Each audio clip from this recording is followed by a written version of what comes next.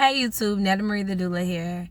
So recently, you know that I've been like coming into this newness of being a doula and just really navigating everything that comes with it. So in this discovery, I've also been able to connect with other doulas that has really helped me to understand the situations that I've gone through, but then also I get to help them to understand situations too. So right now, I kind of want to talk about projections. So I was at this meeting and it was all birth workers and it was also a few doulas there. And something that we were talking about was how certain like clients won't take into consideration your tips. So say for instance, if I tell a mom like, hey, you probably should try to incorporate, I don't know, like orange juice into, your diet, or you should probably do stretches, or you should probably walk or whatever. And people were kind of like talking about how they didn't understand why the clients weren't, I guess, taking their tips into consideration. Now, as a person who really understands the power of choice and autonomy, I definitely understand if you don't want to do something, you don't have to do it, period. But from a new doula perspective too, it's that has happened to me, and it's really about not having projections. And so in this meeting I was trying to like explain it to the doula, like, well, maybe you could be projecting, and I didn't necessarily know how to say it in the right way.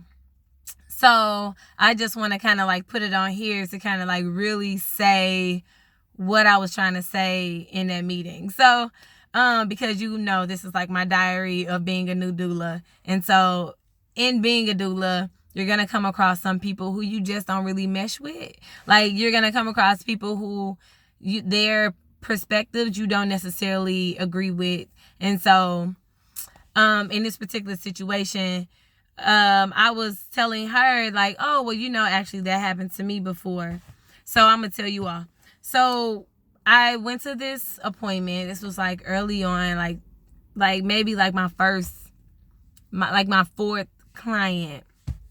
So it was a birth doula client, and she was saying that she wanted to incorporate more iron into her diet.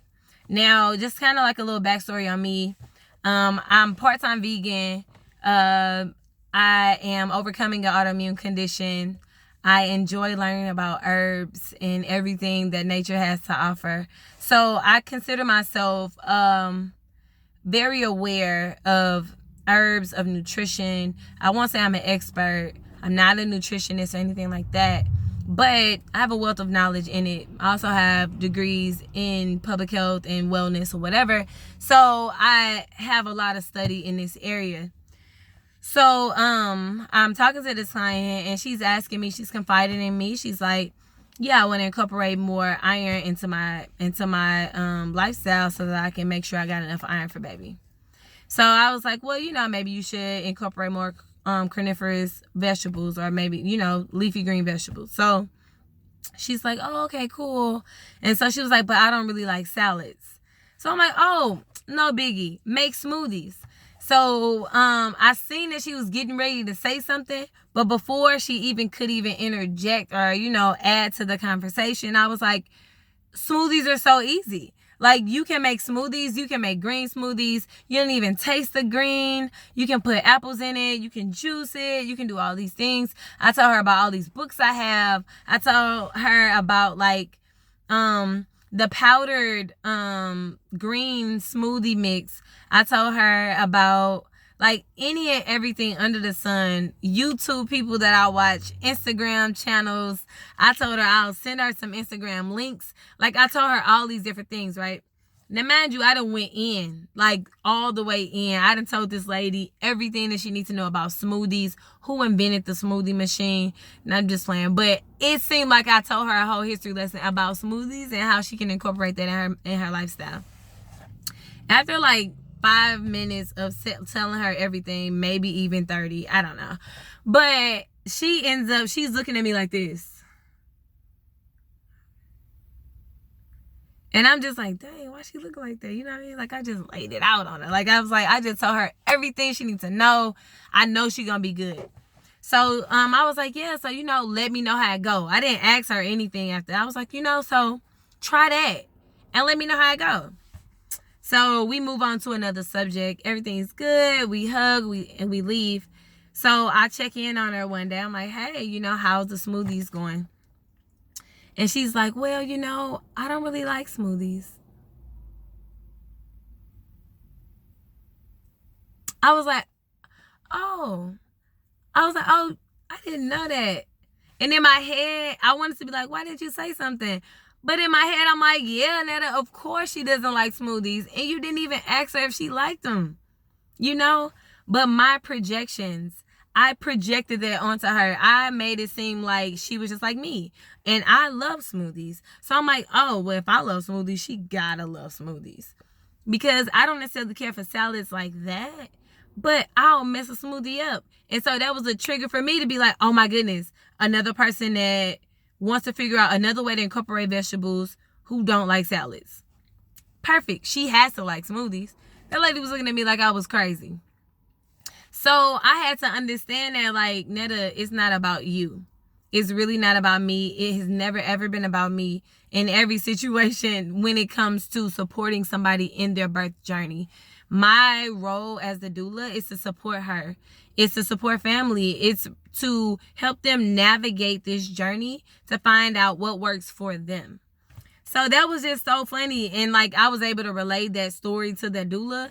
I don't necessarily know if it connected to her as a doula, but for me, it was like a full circle moment, because had I not went through that, I wouldn't have been able to relate to her situation, and I would have felt just as offended as the doula felt that their mom didn't take her tips into consideration.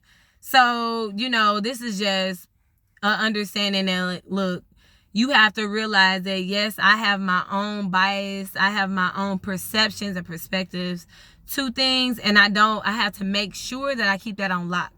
That I make sure that I'm introspective, and that I am meeting this person where they are, but then that I'm also giving them the floor. I don't think it's anything wrong with saying what you do. Sometimes I don't necessarily think you need to, because you should be like a neutral stance. And what I was taught in my training was, you could say, well, some moms do this, or some expecting parents to do this. And that seems to work, so that you're like not being biased. Like you're removing yourself from the situation. And that takes the pressure off of them as well, like as a client, because sometimes some people can feel obligated because you offered it to them and you're helping them. They can feel obligated to do what you say. And so you want to make it to where you're a neutral stance. It's like, hey, look, I'm helping to support you in whatever you want to do. And from that situation happening with that mom, in my experience, it changed my complete way that I approach suggestions. Like, I'll say some moms do this, or most expectant families see this to be beneficial. But I never say, well, I do this. And that's kind of like what that doula was doing. So I just want to come in and say that, because I legit wanted to tell that doula, like, hey, this is what it is. Or maybe you should probably look at it in a different way. But after I finished talking to that doula, she didn't necessarily seem as moved off her own stance. But either way, I shared it. And I'm sharing it with you all because, this is like my diary of being a doula. So I appreciate you all for listening. And I'll check you all soon. All right, peace.